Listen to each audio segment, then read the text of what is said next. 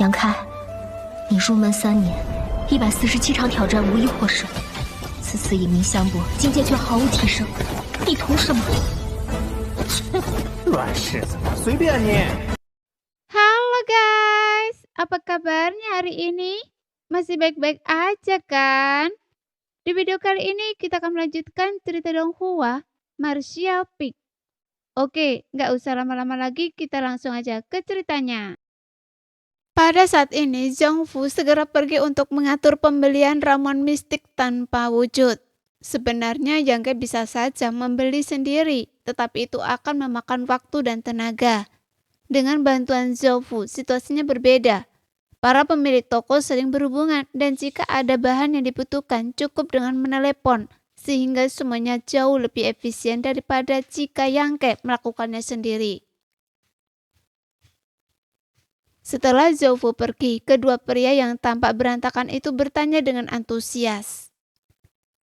Tuan Yang menginginkan ramuan mistik tanpa wujud. Apakah itu untuk alkimia? Yang Ke tersenyum tipis dan berkata, kurang lebih, dilihat dari penampilan kalian berdua pasti ahli alkimia. Memang benar, suatu kehormatan besar bisa bepergian bersama Tuan Yang.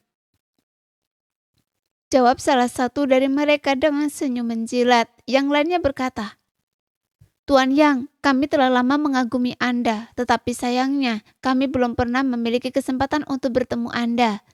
Kami tidak pernah menyangka akan memiliki kesempatan seperti ini hari ini. Ini benar-benar keberuntungan. Kedua orang ini tampak seperti berlidah licin, berbicara bergantian dengan sopan santun dan penuh hormat. Hampir memuja Yang Ke. Ye Qinghan menatap tak percaya, pandangan dunianya hancur. Dia hampir tidak percaya apa yang dilihatnya. Sepengetahuannya, para alkemis selalu sombong dan egois.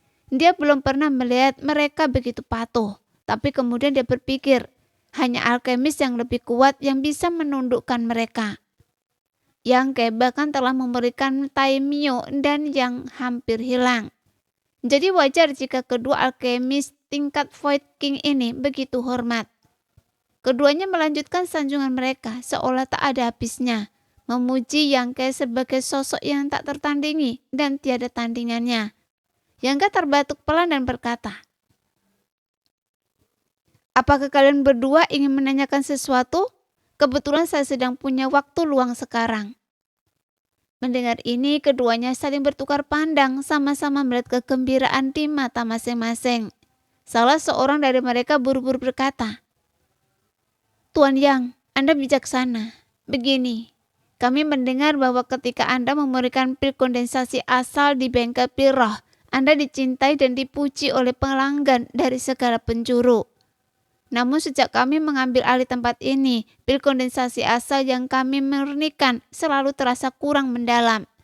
Dan banyak pelanggan yang cukup tidak puas. Hal ini menyebabkan bengkel pil roh mengalami penurunan pelanggan yang signifikan. Kami berpikir, jika Tuan Yang punya waktu, bisakah Anda memperkenalkan secara singkat pengalaman pemurnian pil Anda kepada kami? Yang Ke bertanya, formula untuk pil kondensasi asal di bengkel pil roh disempurnakan oleh Tuan Huangpu, kan? Benar, Tuan Huangpu adalah pemurni pil tingkat kaisar, pil kamar dagang asal ungu kami. Karena formulanya berasal dari guru Huangpu, itu jelas bukan masalah. Sepertinya ada beberapa kekurangan dalam proses pemurnian kalian. Kata-kata saja tidak selalu cukup, bagaimana kalau begini? Kalian berdua memurnikan satu bed pil kondensasi asal sekarang dan saya akan mengamati dari samping. Tanya Yang Ke. Kedua pria itu langsung bersemangat mendengar ini karena tahu Yang Ke akan memberi mereka bimbingan langsung. Mereka segera mengerti ini adalah kesempatan emas. Sesuatu yang akan diidamkan orang lain. Jadi mengapa mereka tidak setuju? Mereka segera berkata serempak. Kami tidak berani menentang perintah Tuan Yang. Mohon bimbingannya. Yang Ke mengangguk dan berdiri. Dia dengan terampil memimpin kedua pria itu menuju ruang alkimia bawah tanah. Yang Qinghan mengikuti di belakang. Karena penasaran dia mengikuti. Meskipun dia memiliki kultivasi tingkat kedua alam asal Do, Dia belum pernah melihat seorang pun memurnikan pil dalam hidupnya, jadi dia sangat tertarik. Tak lama kemudian mereka tiba di ruang alkimia bawah tanah. Tempat itu sangat panas dengan susunan yang menarik api bumi. Yangke telah menghabiskan beberapa bulan di sini sebelumnya, jadi dia sangat familiar dengan tempat ini. Yangke menginstruksikan kedua alkemis itu untuk masing-masing mengeluarkan satu set bahan dan mulai memurnikan pil. Sementara dia berdiri di depan mereka, mengamati dengan cermat. Dengan keterampilan alkimi yang dimilikinya saat ini, mengajar dua alkemis tingkat tinggi raja kekosongan tentu saja bukan masalah. Teknik pemurnian, penulisan susunan roh, dan pengendalian panas setiap detail kecil ketika digabungkan seringkali membentuk dasar kualitas satu bed pill. Yangke memberikan saran dari waktu ke waktu, dan kedua alkemis itu dengan rendah hati menerima bimbingannya. Setengah hari berlalu begitu cepat dan masing-masing dari mereka membuka tungku mereka, menghasilkan 5 atau 6 pil berkualitas tinggi, membuat mereka dipenuhi dengan kegembiraan dan rasa terima kasih yang besar kepada Yangke. Pada saat ini, Zhongfu juga mengirim pesan, mengatakan bahwa dia telah membawa rumput mistik tanpa bentuk. Setelah menginstruksikan keduanya untuk tinggal dan merenungkan keuntungan dan kerugian dari sesi alkimia ini, Yangke kembali ke ruang rahasia di aula ke belakang. Zhongfu sedang menunggu di ruang rahasia. Setelah melihat Yangke tiba, ia segera mengeluarkan cincin spesial dan berkata, "Saya tidak gagal dalam misi saya. Ini 2000 ramuan mistik tanpa wujud. Silakan terima Tuan Yang." Yangke mengangkat alisnya dan mengangguk dan berkata, "Manajer Zhou, Anda sangat efisien. 2000 ramuan mistik tanpa wujud cukup untuk digunakan dalam waktu lama, dan Zhoufu telah mengumpulkannya hanya dalam setengah hari. Jelas ia telah mengerahkan banyak usaha. Jika Yangke pergi membelinya sendiri, ia pasti tidak akan mampu membeli sebanyak itu dalam setengah hari. Harganya?" Yangke mengambil cincin spesial dan mendongak untuk bertanya. Zhongbu berkata, "Ramuan mistik tanpa wujud ini tidak terlalu berharga. Anggap saja sebagai tanda penghormatan kecil saya. Saya harap Anda tidak akan menolak." Yangke tersenyum dan berkata, "Saya tidak bisa menerima hadiah tanpa jasa. Manajer Zhou, tidak perlu formalitas seperti itu." Saat ia mengatakan ini, Yangke tiba-tiba melambaikan tangannya dan sebuah gunung kecil kristal sumber langsung muncul di atas meja. Sebelum Zhongfu sempat berbicara lagi, Yangke tiba-tiba menghilang dari ruang rahasia bersama dengan Ye Qinghan. Hanya sebuah suara yang terdengar oleh Zhongfu. "Jika manajer Kang kembali ke kota hutan Maple, sampaikan padanya bahwa kita akan minum bersama saat bertemu lagi." Zhongfu terdiam menatap kristal sumber di atas meja dan tersenyum getir. Di sebuah jalan di kota, Yangke dan Ye Qinghan tiba-tiba muncul kembali. Begitu Ye Qinghan muncul, ia terhuyung-huyung hampir jatuh ke tanah. Wajahnya sedikit pucat. Ia menatap Yangke dengan kaget dan bertanya, "Tuan Yang, apakah ini sihir spesial? Apakah Anda baik-baik saja?" tanya Yangke alih-alih menjawab. "Ini pertama kalinya saya mengalami teleportasi seperti ini. Saya bisa merasakan kekosongan yang bergejolak di sekitar saya. Jadi saya sedikit takut," jawab Ye Qinghan. Yangke tersenyum dan berkata, "Kalau begitu, Anda baik-baik saja." Sambil berbicara, ia mengeluarkan kompas komunikasi dan mengirimkan pesan. "Apa yang Anda lakukan, Tuan Muda Yang?" tanya Ye Qinghan. "Oh, saya bersiap-siap untuk pergi, jadi saya akan meninggalkan pesan untuk Patriark Qin." "Tuan Muda Yang, bukankah Anda berencana untuk mengucapkan selamat tinggal secara langsung?" Ye Qinghan menatapnya dengan penasaran. Yangke berkata, "Mengucapkan selamat tinggal secara langsung tidak apa-apa, bukan berarti saya tidak akan kembali. Lagi pula, Patriark Qin pasti sangat sibuk sekarang. Bukankah Anda pernah mengatakan bahwa kepala keluarga besar di kota hutan Maple semuanya mengelola istana Danoro di bawah pimpinan Duan?" Ye Qinghan berkata, "Patriark Qin adalah satu hal, tetapi bagaimana dengan Nona Qin? Apa yang terjadi pada Qin Yu?" Yangke menoleh ke arahnya dan berkata, Ketika saya keluar dari pengasingan sebelumnya, saya diam-diam memeriksa aura Kinyu dan menemukan bahwa dia baik-baik saja, dengan vitalitas yang stabil dan darah serta ki yang cukup. Yeking-han tersenyum dan berkata, Tuan Muda Yang, Anda telah mengasingkan diri selama sebulan, dan Nona Qin telah menunggu di luar pintu Anda selama 1 jam setiap hari. Dia mungkin ingin mengatakan sesuatu kepada Anda. Tidakkah Anda akan memberinya kesempatan? Yang meliriknya dan cemberut. Kalian para wanita memang paling suka bergosip. Saat berbicara, ia telah meninggalkan pesan untuk Ki Chong yang di Kompas Komunikasi, memberitahunya bahwa ia akan meninggalkan kota hutan Maple untuk sementara waktu, dan pasti akan kembali jika ada kesempatan. Ia juga memiliki kesempatan dengan Ki Chong Yang bahwa jutaan pedang keluarga Qin akan dikembalikan di keluarga Qin ketika Qin Yu naik ke alam kaisar. Dengan koneksi ini, ikatannya dengan keluarga Qin tidak dapat diputus. Tetapi ia tidak tahu kapan Qin Yu akan menembus ke alam kaisar. Atau apakah ia akan memiliki kesempatan. Kemudian ia mengeluarkan token identitas muridnya dari istana Ilahi Qingya, bermaksud untuk memberitahu Go Switing tentang kepergiannya. Token identitas ini tidak hanya dapat digunakan untuk memverifikasi identitas, tetapi juga sebagai alat komunikasi. Selama ada orang dari istana Ilahi Qingya di dekatnya, mereka dapat saling menghubungi melalui token masing-masing. Ini. Mata indah Yeking-han tiba-tiba menyipit, menatap token emas itu. Tatapan penuh pertimbangan terlintas di matanya. Setelah melihat 2 karakter Qingya di bagian depan, tubuhnya bergetar dan ia berseru. Token emas Qingyang. Yang menatapnya dan heran bertanya-tanya mengapa dia beraksi begitu keras. Jadi, Tuan Muda Yang sebenarnya adalah murid elit istana Ilahi Qingya. Sebenar-benar minta maaf atas kekasaran saya, kata Yeking-han sambil tersenyum masam. Sedikit rasa iri terlihat di wajahnya. Murid elit? Yang mengangkat alisnya. Bagaimana Anda tahu? Yeking-han menatap Yang dan aneh dan berkata, karena Tuan Muda Yang adalah individu yang sangat berbakat dari istana Ilahi Qingya. Bukankah Anda tahu tentang sistem peringkat murid? Bibir Yang berkedut dan dia berkata dengan canggung.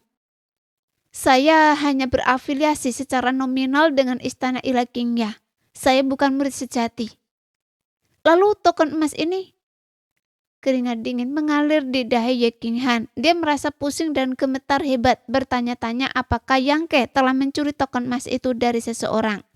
Jika demikian, maka membawa orang ini ke sekte 1000 daun pasti akan membawa malapetaka bagi sekte tersebut. Tetua Go memberikannya secara paksa pada saya, kata Yang dengan kesal. Dipaksakan pada Anda? Yeking-han hampir pingsan. Banyak talenta muda di wilayah selatan telah berjuang mati-matian untuk mendapatkan lencana murid Qingya. Namun Yang mengatakan itu dipaksakan kepadanya oleh Tetua Go, seolah-olah dia dipaksa untuk melakukannya. Yeking-han merasa sangat tidak enak badan, mungkin karena teleportasi spesial yang baru saja dialaminya.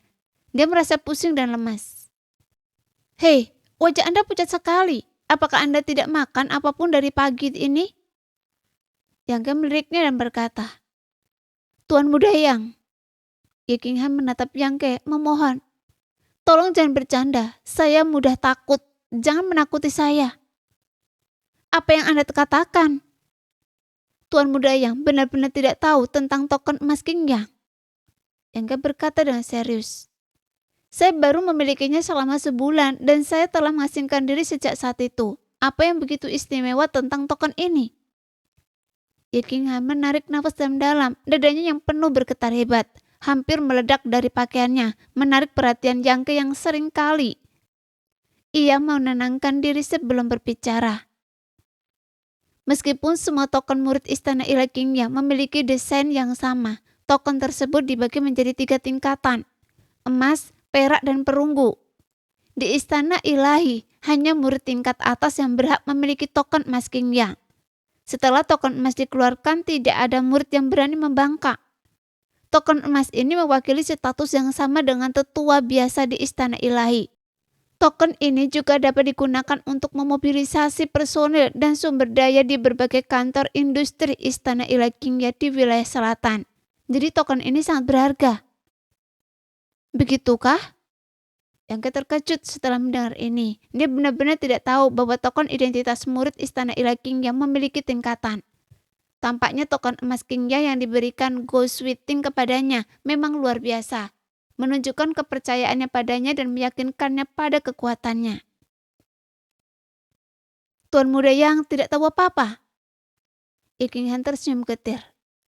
Itu hanya sebuah token. Yangke menjawab dengan santai, menyalurkan indera ilahnya ke token itu untuk memberitahu Go Switing sebelum menyimpannya dan berkata, "Ayo pergi." Ekspresi rumit Ye Qinghan menghilang dan dia menjadi sedikit bersemangat, mengangguk dan berkata, "Baiklah." Begitu dia selesai berbicara, Yangke telah membungkusnya dan berteleportasi ke suatu tempat di luar kota. Kemudian Yangke memanggil harta karun perahu kayunya, menaikinya dan melambaikan tangan kepada Ye Qinghan. Setelah dia juga terbang dan berdiri tegak, dia membuat seket tangan dan melaju pergi. Perahu kayu itu tidak besar tetapi dapat dengan mudah menampung 2 orang. Selain itu adalah harta terbang sumber do tingkat tinggi. Hanya selangkah lagi untuk menjadi harta kaisar. Sehingga kecepatannya sangat cepat, menempuh 1000 kaki dalam sekejap. Sebelumnya, Yangke pernah mendengar tentang sekte 1000 daun di suatu tempat dan tidak tahu apapun tentangnya. Saat bepergian, Yangke sempat bertanya tentang sekte 1000 daun kepada Ye Qinghan. Menurut Ye Qinghan, sekte 1000 daun dulunya adalah sekte utama di wilayah selatan, meskipun tidak dapat dibandingkan dengan sekte tingkat pertama seperti Istana Ilahi Matahari Biru dan Tanah Suci Bela Diri Surgawi. Kekuatannya tidak jauh berbeda. Namun karena pintu masuk ke alam rahasia itu tertutup, sekte tersebut tidak dapat menerima energi spiritual yang cukup dan banyak kemampuan supranatural serta teknik rahasianya hilang, menyebabkan kemundurannya yang cepat. Seiring waktu berlalu, kekuatannya semakin melemah dan pada masa ayah Ye Qinghan, Ye Hen, sekte tersebut telah tertinggal jauh. Seluruh sekte hanya memiliki Ye Hen sebagai seniman bela diri tingkat 3 sumber do, membuatnya bahkan lebih lemah daripada sekte bulu biru. Meskipun sekte bulu biru tidak memiliki ahli alam kaisar, mereka setidaknya memiliki 4 ahli tingkat 3 sumber do. Ketika Yangke pergi, terakhir kali tanah 4 musim dibuka, sekte bulu biru memiliki 2 slot, lebih banyak yang tersedia. Namun sekte 1000 daun tidak memiliki satupun, menunjukkan perbedaan kekuatan yang jelas. Sekte 1000 daun terletak di Gunung 1000 Daun di Jiangzhou, wilayah selatan, sekitar setengah bulan perjalanan dari kota hutan Maple. Kota hutan Maple awalnya memiliki susunan spesial yang terhubung dengan langsung ke kota Jiangzhou, tetapi belum diperbaiki sejak terakhir kali energi iblis mengepung kota dan dihancurkan oleh orang tua mabuk dalam pertempuran putus asa. Lagi pula, kota hutan Maple terlalu kecil dan Duan Yuanshan dan kelompoknya terlalu tidak penting untuk menemukan ahli susunan yang cocok untuk memperbaiki susunan spesial tersebut. Tetapi sekarang, masalah itu kemungkinan besar sudah selesai. Setelah masalah Istana Danau Roh diselesaikan, Xiao Yuyang dan yang lainnya pasti akan meminta ahli susunan sekte masing-masing untuk memperbaiki susunan tersebut ke kondisi semula. Kota hutan Maple ditakdirkan untuk menjadi salah satu kota besar di seluruh wilayah selatan, dan susunan spesial itu pasti akan menghubungkan dan mencakup semua kota di wilayah selatan. Yangke berpikir bahwa kembali ke kota hutan Maple lain kali akan mudah. Dia hanya perlu menemukan kota yang cukup besar dan menggunakan susunan spesial untuk berteleportasi langsung ke sana. Dalam perjalanan Yangke mengobrol dengan Ye Qinghan. Baru saat itulah dia mengetahui bahwa sekte 1000 daun sebenarnya adalah sekte yang terutama berfokus pada pembuatan dan pengendalian boneka. Dengan sebagian besar muridnya berlatih seni boneka yang cukup luar biasa. Ini adalah pertama kalinya Yangke bertemu dengan sekte seperti itu di alam bintang. Ada 3000 jalan agung, semuanya mengarah ke alam kaisar. Seni boneka bukanlah hal yang lemah, tetapi kondisi yang kultivasi sangat keras. Dan pembuatan boneka sangat kompleks. Oleh karena itu, hanya sedikit yang dapat mencapai kesuksesan di bidang ini. Namun, jika seseorang menguasai seni boneka hingga puncaknya, itu akan menjadi teknik yang sangat ampuh. Karena sekte 1000 daun Anda terutama berfokus pada seni boneka, mengapa saya belum pernah melihat Anda menggunakannya? Tanya Yang bingung. Bahkan ketika mereka menghadapi bahaya di bawah 18 mata air, Ye Qinghan tidak menggunakan bonekanya. Mendengar pertanyaan Yang Ye Qinghan sedikit tersipu dan berkata dengan malu-malu. Saya tidak takut untuk memberitahu Anda, Tuan Muda Yang, tetapi sekte 1000 daun kami memang terkenal di seluruh dunia karena teknik pembuatan bonekanya. Namun sejak pemimpin sekte membawa banyak teks klasik dan teknik rahasia ke alam rahasia, beberapa metode untuk membuat dan mengendalikan boneka di dalam sekte telah hilang. Sekarang, boneka yang dapat dibuat oleh sekte 1000 daun kami tidak terlalu berguna. Saat dia berbicara, dia merutkan bibir merahnya dan membuat segel tangan dan tiba-tiba seekor burung biru kecil muncul di telapak tangannya. Yang melihat lebih dekat dan menemukan bahwa burung itu sangat mirip aslinya. Hampir seperti hidup. Bahkan bulu-bulu di tubuhnya jelas berlapis dan berwarna alami. Namun setelah meriksanya dengan indera ilahinya, dia dapat dengan jelas mengatakan bahwa burung itu tidak terbuat dari daging dan darah, tetapi hanyalah boneka yang dibuat dari berbagai bahan.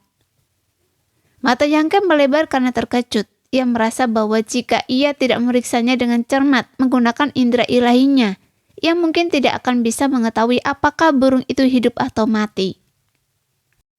Ye Qinghan kemudian mengubah segel tangannya lagi, mengulurkan jari gioknya yang ramping dan menyentuh burung kecil itu.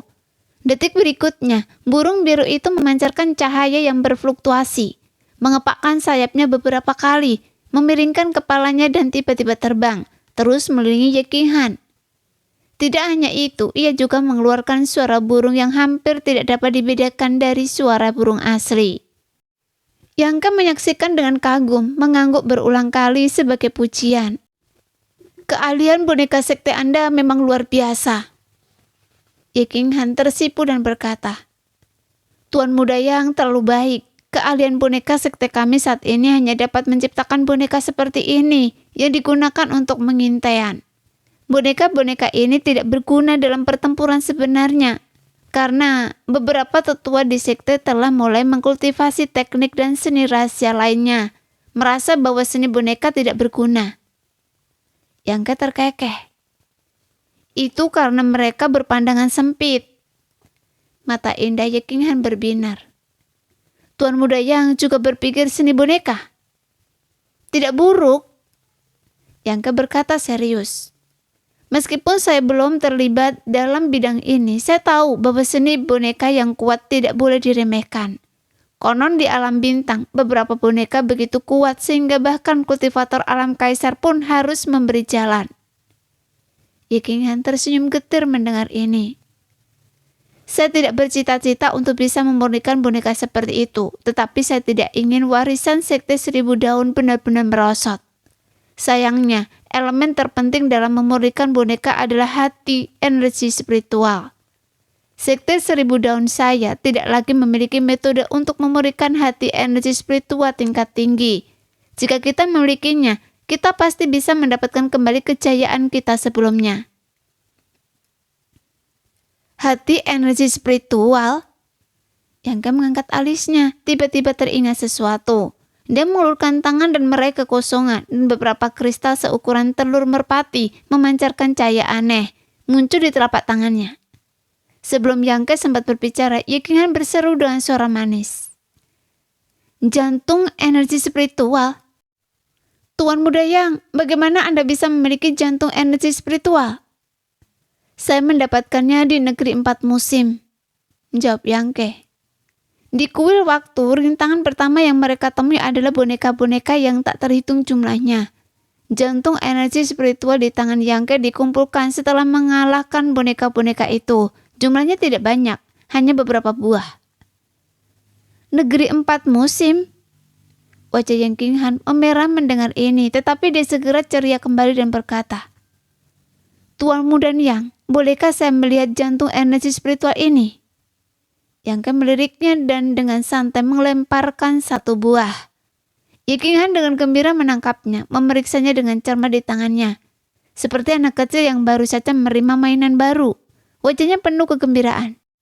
Susunan energi spiritual pada jantung energi spiritual ini tampaknya sangat kuno. Beberapa pola dan urat energi spiritual telah lama hilang. Selain itu, tingkat jantung energi spiritual ini tidak rendah. Jika saya tidak salah, seharusnya berasal dari tubuh boneka tingkat sumber Do, kan? Yang Ke mengangguk. Benar, sungguh mengesankan bahwa Anda mengenalinya. Ye King Han berkata, Tuan Muda Yang, terlalu baik.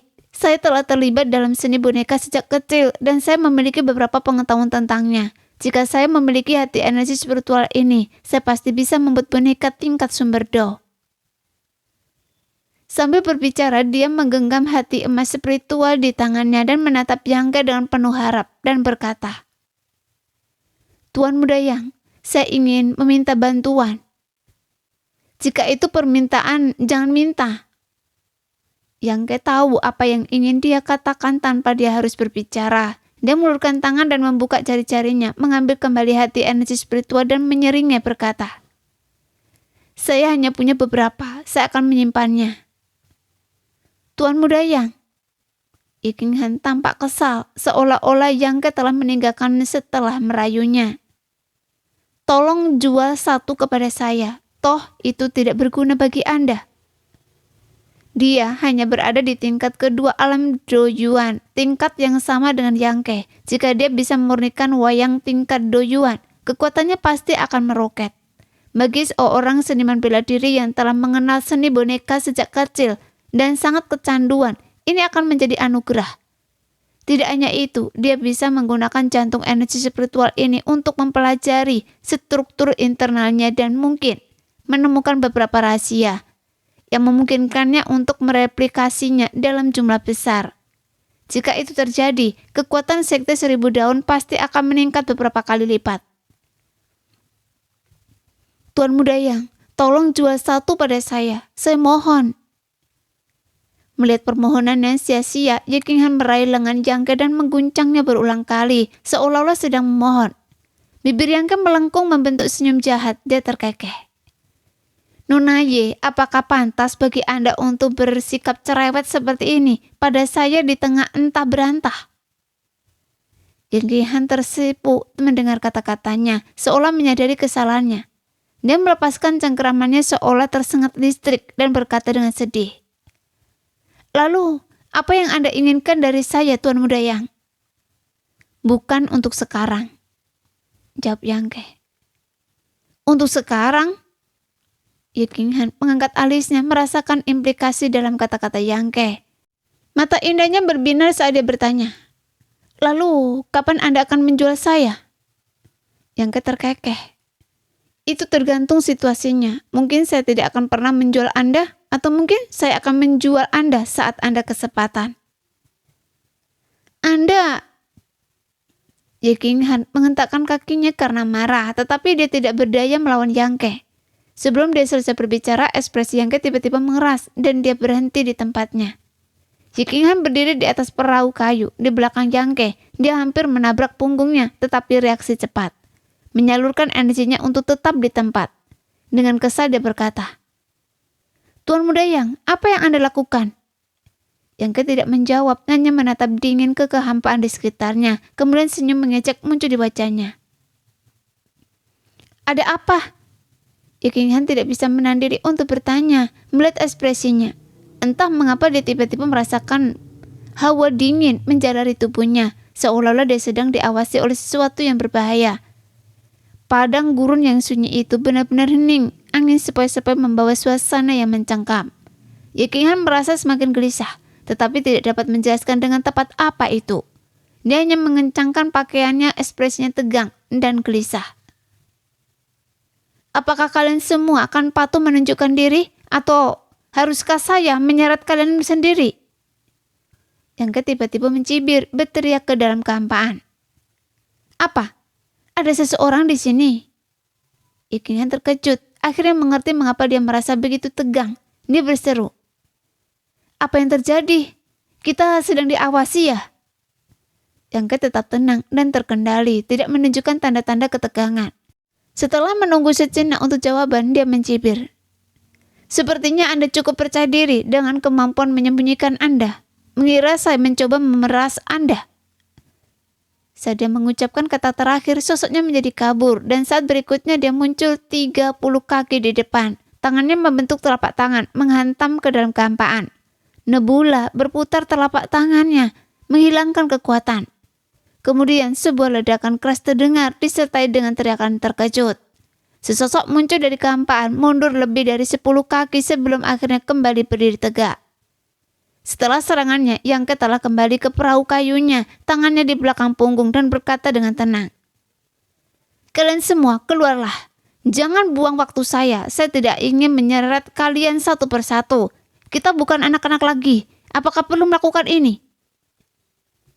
Kurang dari 3 tarikan nafas setelah dia selesai berbicara, 2 sosok lagi tiba-tiba muncul di langit sekitarnya, termasuk yang telah dijatuhkan Yangke sebelumnya. Total ada 3 orang. Yeking Han menatap tak percaya. Jika Yangke tidak mengingatkannya, dia mungkin tidak akan pernah menemukan bahwa seseorang bersembunyi di sini. Meskipun dia tahu bahwa ada perbedaan kekuatan yang sangat besar antara dirinya dan Yangke, dia tidak menyangka perbedaannya sebesar ini. Dia setidaknya seorang kultivator alam sumber do tingkat 2, namun dia sama sekali tidak merasa dalam bahaya. Jika ketiga orang ini mengincarnya, maka nasibnya. Memikirkan hal ini, Yeking Han bermandikan keringat. Yangke tiba-tiba tertawa, tidak melihat ketiga orang yang muncul, tetapi menoleh ke ruang kosong berkata, "Apa? Apakah teman ini mengira dia bersembunyi dengan baik? Tidakkah Anda tahu Anda berada di arah angin dari saya? Jadi saya bisa mencium aura Anda dari jarak jauh." Setelah dia selesai berbicara, orang lain muncul. Ada satu lagi. Wajah cantik Yeking Han memucat. Setelah melepaskan indera ilahnya, dia menemukan bahwa keempat orang yang muncul semuanya terkendali dalam aura mereka. Dengan kultivasi yang kuat, semuanya berada di tingkat ketiga alam sumber do. Salah satu dari mereka dapat dengan mudah menghancurkannya. Dengan 4 orang muncul sekaligus, meskipun dia memiliki pemahaman yang mendalam tentang kekuatan Yangke. Dia tidak bisa tidak khawatir. Bertanya-tanya apakah Yangke bisa melawan 4 lawan 1. Keempat orang itu juga sangat aneh. Mereka belum berbicara sejak muncul, dan wajah mereka tidak dapat dilihat dengan jelas, karena keempatnya mengenakan topeng wajah hantu yang mengerikan. Topeng-topeng itu jelas merupakan semacam harta karun rahasia. Mereka memiliki efek menghalangi deteksi indera ilahi, dan indera ilahi Yangke terhalang oleh topeng-topeng itu setelah dia melepaskannya. Selain topeng mereka, keempatnya mengenakan pakaian hitam, ketat, yang identik dan terlihat sangat tangguh. Setiap pakaian tertuliskan karakter besar. Angin, petir, api, dan gunung. Aura yang terpancar dari mereka juga berbeda, namun tampaknya ada hubungan dan resonansi halus di antara mereka. Menyadari hal ini, ekspresi Yangke sedikit gelap. Dia menyadari bahwa keempat orang ini tidak bisa dianggap remeh dan kemungkinan memiliki semacam teknik serangan gabungan. Angin, petir, api, gunung. Yeking Han sedikit mengerutkan kening. Ekspresi berpikir di wajahnya seolah-olah dia telah mengingat sesuatu. Teman-temanku telah menunggu di sini. Apa yang membawa kalian kemari? Tanya Yangke sambil tersenyum menatap keempatnya. Keempat pria itu tetap tak bergerak mendengar suara itu. Setelah beberapa saat, orang yang mengenakan karakter angin di pakaiannya dengan wajah pucat akhirnya berbicara. "Ikutlah dengan kami." Yangke mengangkat alisnya dan bertanya, "Siapa kalian dan kemana kalian akan membawa saya pergi?" Prajurit dengan karakter guntur di pakaiannya menjawab dengan suara berat. "Tidak perlu bertanya, Anda akan tahu saat kita sampai di sana." Yangke terkekeh.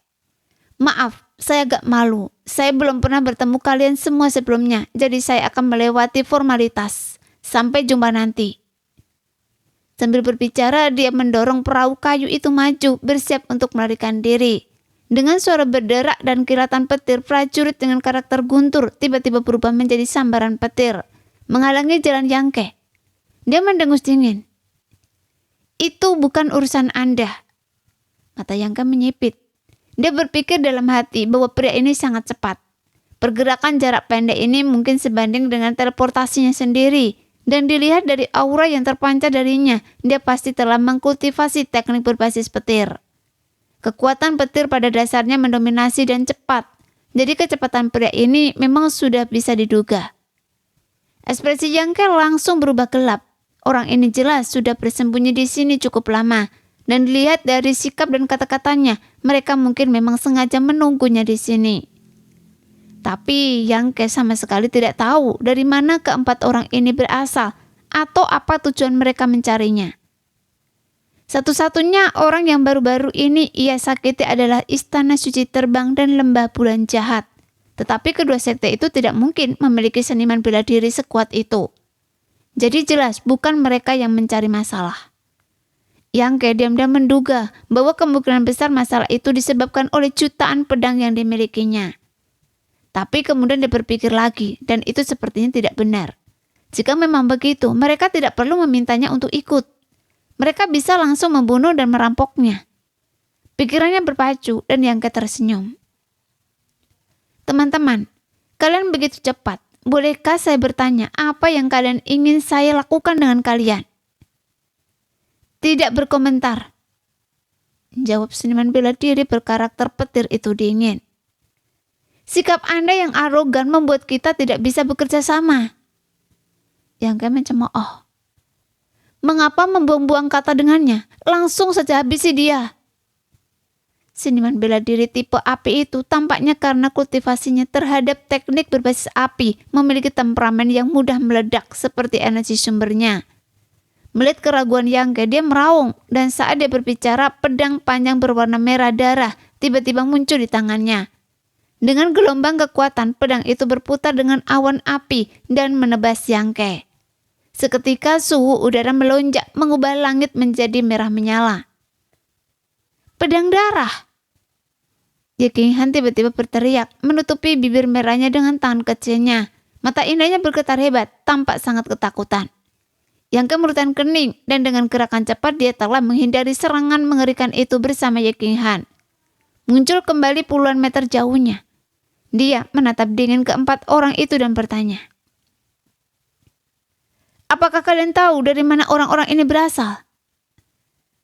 Pedang darah. Itu pedang darah. Ye King Han berseru kaget. Jadi saya bertanya pada Anda, apa itu pedang darah? Yang Ke membentak dengan tidak sabar.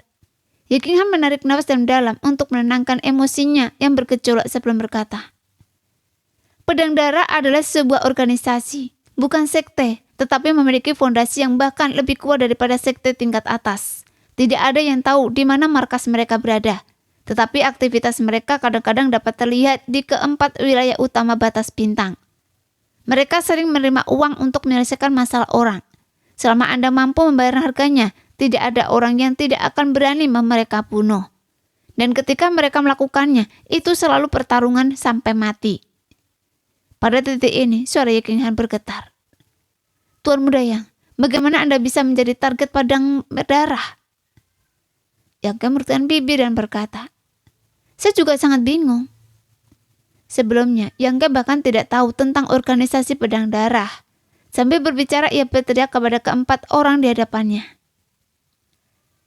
Kalian teman dari pedang darah kan? Bolehkah saya bertanya siapa yang ingin mengambil nyawa saya? Tidak ada. Yang Ke terkejut. Pendekar berkarakter angin itu benar-benar menjawab pertanyaannya. Kami hanya mengikuti perintah dari atasan untuk membawa Anda kembali ke markas. Jadi mohon kerjasama dengan patuh, teman. Yang Ke terkekeh dan berkata, sepertinya terlalu mencolok, bukanlah hal yang baik. Tuan Muda Yang, Anda masih punya suasana hati yang bercanda. Ye King Han menghentakkan kakinya dan berkata, lihat saya. Yang Ke menatap Ye King Han dengan serius, suaranya rendah dan dalam. Apakah saya terlihat seperti sedang bercanda? Apakah saya tidak cukup mencolok? Saya hampir gila karena Anda. Wajah Ye King Han memerah. Saat serangkaian suara mendesing tiba-tiba terdengar, memanfaatkan percakapan Yang Ke dan Ye King Han. Pendekar berkarakter angin itu tiba-tiba mengangkat tangannya dan memanggil pedang merah darahnya, melepaskan beberapa bilah angin. Bilah angin itu berwarna merah darah, seperti genangan darah sekar, mengandung aura berdarah yang menjijikkan. Tidak jelas berapa banyak orang yang telah dibunuh orang-orang ini. Masing-masing dari mereka kejam dan haus darah, memancarkan aura kekerasan. Sosok Yangge berkedip lagi, dengan mudah menghindari serangan itu.